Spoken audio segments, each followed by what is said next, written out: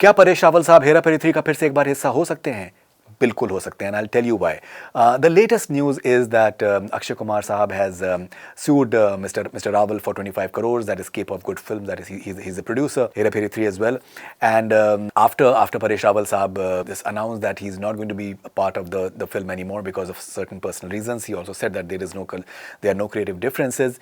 So the next step was that reportedly Akshay Kumar Sahab has taken this step. 25 crore का सू हो चुका है, and because obviously picture shooting उसकी start थी and big stakes हैं picture के ऊपर.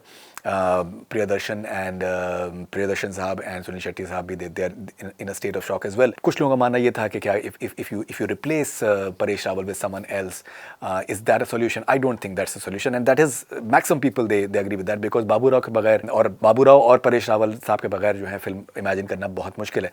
लेकिन मैं आपको बहुत ही एक्सपीरियंस से मैं एक बात आपसे कह सकता हूँ कि अभी भी सब कुछ ठीक हो सकता है और फिल्म जो है ऑन कोर्स आ सकती है. I tell you why. See, film industry में कुछ भी हो सकता है, बहुत सी चीज़ें होती हैं, बहुत बार सर्टन डिफरेंसेस हो जाते हैं, सर्टन क्रिएटिव डिफरेंसेस हो जाते हैं, और भी वजूहत हो जाती हैं जिसकी वजह से फिल्म्स में एक सर्टन मोड़ आ जाता है. मेरी नज़र में ये एक मोड़ है. पिक्चर अभी बाकी है मेरे दोस्त. I think they can just sit across the table and discuss things, and हो सकता है फिर ये खबर सामने आए कि भाई इट वाज रिपोर्टेडली कि दैट ऐसा एक्शन लिया जा रहा है, हमने तो इस तरीके से कभी किया भी नहीं, ना ही हमने सोचा था इसके बारे में. तो ये भी एक सिचुएशन हो सकती है. मैं आपको एक एग्जाम्पल बताता हूँ. पिक्चर आई थी रेस 2, तो वहाँ पर ये एक खबरें सामने आई थी कि that Deepika Padukone has decided not to be a part of the film because she is doing a Hollywood film she was doing a Hollywood film at that point of time.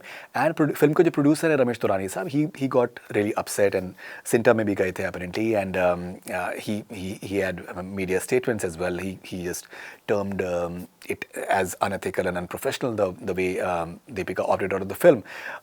कुछ टाइम के बाद में Deepika did rejoin. They had a discussion and whatsoever. Deepika film का हिस्सा बनी और film बहुत बड़ी हिट हुई, एंड Deepika को बहुत बेनिफिट भी हुआ उस पिक्चर से because she was presented very very glamorously as well. ये सिर्फ मैं आपको एक छोटा सा एग्जाम्पल बता रहा हूँ. इस तरीके के सैकड़ों एग्जाम्पल्स हैं कि फिल्मों में मोड़ आते हैं और उसके बाद फिर चीज़ें बेहतर हो जाती हैं और चीज़ें सेटल कर ली जाती हैं, and the films they get made and they get released. There are occasions when the films don't get released and they get shelved as well.